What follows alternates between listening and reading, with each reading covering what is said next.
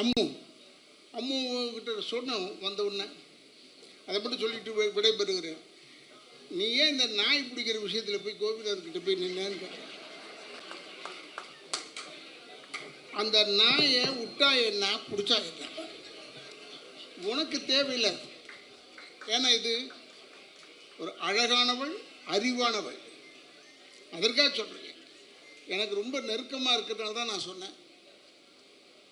ஏன்னா நாய் நன்றி உள்ள மிருகம்.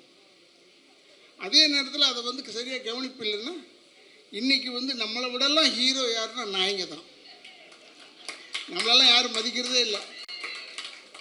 நாய் வச்சுக்கிட்டு போவாங்க பாருங்கள் வாக்கிங்கு, அவங்களுக்கு நல்ல மரியாதை இருக்குது.